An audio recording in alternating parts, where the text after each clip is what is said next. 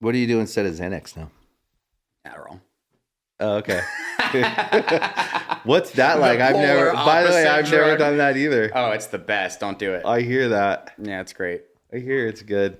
Well, no, actually, I'm not trying to promote drug use, but I realized that ADD was a big part of ADD is anxiety. Crazy, dude. So it wasn't. I think there's so many of these problems, and some of them I wish that they didn't all have names, because sometimes it's just like, oh, you could just be lazy. You could just be like whatever. But there's a spectrum of stuff. Yeah. So I realized that a lot of why I was panicking was my brain was going a little bit too fast, and I couldn't keep up with it. And I had ideas, and I had things going on, and I had worries and whatever, and I couldn't like grab any of them. And so it's just like this perpetual. So that helps me focus, and I realized I don't have nearly as much anxiety when that's sort of like right. When I can narrow that, when a thought can pop up and I can go like that, yeah, and grab it and go, okay, let's you focus on this for a minute. You can really direct your attention at something versus what I also think anxiety can be like misdirected energy and attention on the wrong thing. Like people who are creative have these incredible imaginations, and anxiety is like, I mean, that's the fuel for anxiety is a great imagination. Sure. True. You know what I mean? True. And so if you're focusing your imagination on the wrong thing, of course it's going to be a panic attack versus focusing it on something. Of course you're going to write a song. Of course you're going to paint something. Of course you're going to do something creative if you can direct it. But we don't have the, a lot of the kind of the levers to pull to understand how to direct it. Yeah. And that's why I think things like maybe, for the right people, Adderall can be really. Yeah, well, that's how I knew it made sense. I've never done it. I don't know what it feels like, but I'm ADD through the roof, though. I was told that Adderall can cause anxiety, and that was like why I didn't want to take it. But when I found it was the opposite, that's kind of when I'm not trying to self-diagnose necessarily, but I was like, okay, this is kind of more of my core problem. But you do it in moderation? Yeah, I do it. I mean, again, I'm prescribed it. I'm not. Oh, there you go. You got the talk to a doctor. Did it right. Yeah. Talk to a doctor. To a doctor. Do you microdose? Like mushrooms? Yeah. No. Oh, wow. I used to macrodose. Oh, okay. When I was younger. Different thing. No, I know. It's something I've been interested in doing too. I never had good experiences when I was younger. I still did it because they were like. I self-diagnosed and self-prescribed microdosing for myself. Great.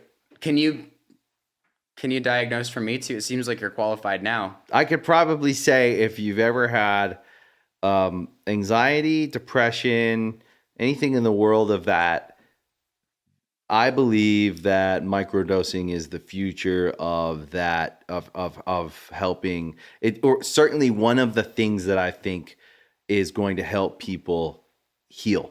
Yeah. I think it actually, I from my experience, my brain feels different. Yeah. Well, I've heard a lot of people have this experience, and I'm not stuck on it. I don't do it all the time. Right. I just did it, Well, when I did it, I mean, I used to do lots of drugs when I was younger, but that in particular, I always had a bad experience. Always had a horrible trip. But when I was over it, I was like, I have to do that again, because I felt different. I felt different in a way that I liked. But you did too much. I always felt like I leveled up in some way. Like I learned something, even if I couldn't articulate it. There's something about it like drew me to it. So I fully believe that.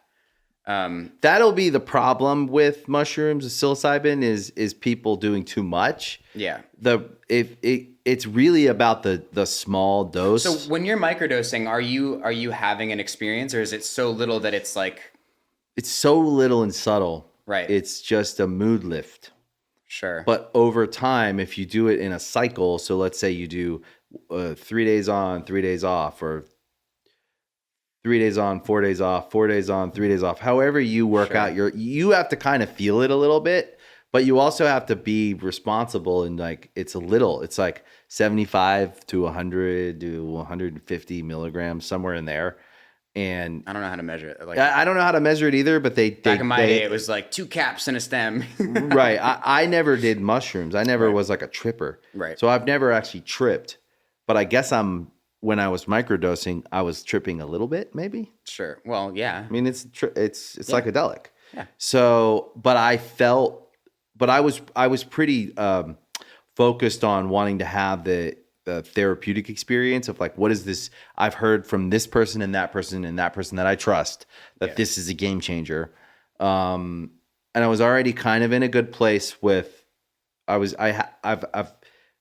got to a really good place with all the things I've done to like continually work on my personal growth and my mental health and all that. So I was already in a good place. So that might also be a factor if you already have that momentum. I would say so. I would say that's probably very important. But I was very focused on like trying to figure out like what my program is. So 3 days on, 3 days off is where I started. Mm-hmm. And it ended up being 3 days on, 4 days off, because I really actually felt like a after effect after the 3 days when I'd microdose. The 4 days after would feel really clear and great. Not to say you're not clear when it's not dramatic when you do it. If you do true microdose, it's not dramatic. It's very small, but is there I felt like I got more brain bandwidth. Who's leading the charge on this, like in the medical field? Somebody's got to be. There like, are a bunch of different people are, there's I believe it's like Stanford or Harvard or Yale giving it the research that it deserves. Yeah, finally. So there's a lot of information out there on psilocybins, but I'll tell you the downside, the thing that's going to be tough is if it becomes more available and legal in places, you're going to also hear about people doing too many and tripping out. And like, that's the danger of it, is that's the part that's hard to know. Where do we, because alcohol's the same. Alcohol's terrible. It's terrible. It's poison. Yeah. And you do too much and you do crazy things. We're just used to that. Yeah.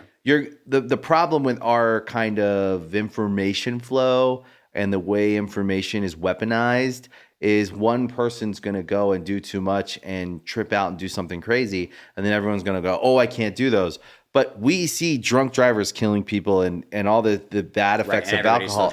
Everyone still drinks because they're used to that. It's socially acceptable. It's socially acceptable. I think cannabis is probably the safest one. Yeah. For people who like smoke too much, they usually just stay inside and they're the safest people ever. But I've never used too much, so I don't know what that major psychedelic trip feels like. Right. But but the subtleness of a microdose it's a mood. It really is mood altering. It lifts your mood to see the world a little bit. It shifts your. If you're having let's say people wake up in the morning and they struggle with like how they see the world, and maybe people don't even know how they. Maybe most people don't even check in on that. Like, hey, how do I wake up every morning? Most people don't check in on that. Like, how do I feel about the world when I wake up? Do I feel like it's a place full of opportunity and abundance and people who like me? Or do I look at it as a place where the sky is falling and everything's falling apart and I can't keep up and no one likes me and nothing happens good for me? Those are perspectives that we choose. That's not the reality is probably in the middle where things work out and some things don't. Yeah. But we choose to go down one path or the other. If we go down the path of, I think the world is a good place where I make friends and people like me and there's opportunity all the time to do things I love, we will see evidence of that every day we go out. Yeah. If we choose to see the world as the opposite, we'll see evidence of that. Yeah. I don't think most people think they have a choice. And that's what I think the microdosing does, is it actually, you become more aware that you do have a choice. Right. And you see it clearly. And you kind of just, it's very subtle, but it's very real. Do you think if you or anyone was in like leaning towards the negative, the glass half empty kind of thing, and then also microdose and realize they had a choice, do you think somebody would be even more inclined to choose the negative? I think do you think it's always a positive thing, or could it go wrong? Here's what I think. I actually do think that it's doing something to your neuropathways. Mm-hmm. So I think that any kind of growth and healing, like when a cut heals, or when something new, when you build muscle, I actually think that all growth in us inherently evokes a positive feeling, whether we want it or not. So I actually think that part of what it's doing is healing our brains. And so therefore I think that it actually shifts you to the positive. Doesn't mean it relieves all stress. It doesn't mean if you're working through a problem, it's not stressful. Right. It gives you a little bit of an edge to approach that problem with a little more positive, with a bit more of a, I think this will work out. I really do. I think that it because I actually think that it is physically healing something. And I think when something physically is changing, like a cut is healing or muscle is growing, whether we realize it or not, that's why exercise, any kind of healing and growth it causes us to be more to see the world in a more positive way inherently, right? Whether we choose to or not. I actually have this stuff here. They're not a sponsor. I just put this. Oh, this here. is it? No, this is actually this is not psilocybin. This is like a natural, the other mushrooms that have the properties of some of the properties, but that are FDA approved. I think this company, when psilocybins become legal, they'll do proper Got it. microdosing. But these drinks have some of the same kind of give you a similar feeling as a microdose, supposedly. Cool. It's different for everyone. Great. Do your own research. But I wanted to put these here because I love talking about, in particular, I do think that microdosing is going to change the world. Hell yeah. And it's the one thing I tell if a friend asks me, if a friend reaches out and says, I'm going through depression or anxiety or whatever, one of the things I tell them is you should check out. You should microdose. You should check it out. Yeah, I mean, you're not do the your first own person research, that I've but heard this from. I've been hearing it for a while. Talk to your therapist. Talk to your doctor. Some would not agree. Yeah. Again, there's absolutely there's room for the argument that people can't control how much they do, or it can be dangerous for some. I don't know if it can or I'm sure anything can be. Anything not in moderation is bad, but I think most things that are generally accepted in society are probably worse than the idea of things that help you with anxiety, things, whatever. Unless it's straight up behavioral therapy. Yeah. Any medication is bad. I don't even support Adderall at all. I'm not. I take it, but I'm not like an Adderall stan. That's exact for me. I am not into telling people what to do. Right. I do not want to be drawn into any conversation where I have to tell people what I think they should do. All I can share is what I'm doing that's worked for me, and it might not work for you. I'm not telling you it's the answer. But these drinks are cool. They're not the same. Yeah. Exactly, but they are very similar. Honestly, on the days I don't microdose, a lot of times I'll take one of these and it feels very similar. Cool. Pretty cool. You can vegan. Take one. You can have it. Yeah, I will. They're at Erewhon. They're at Erewhon. My favorite store. Of course. So you paid $800 for this bottle? It was $80. I'm kidding. Yeah, I love Erewhon too. It's so expensive. Man. It's so ridiculous. It's so ridiculous. Yeah, but everybody dies. Stuck in the 90s. They'll die. Everyone will die. Yeah, that's. I hope. The truth. Let's hope the most powerful people who we don't want to be in power don't figure out endless life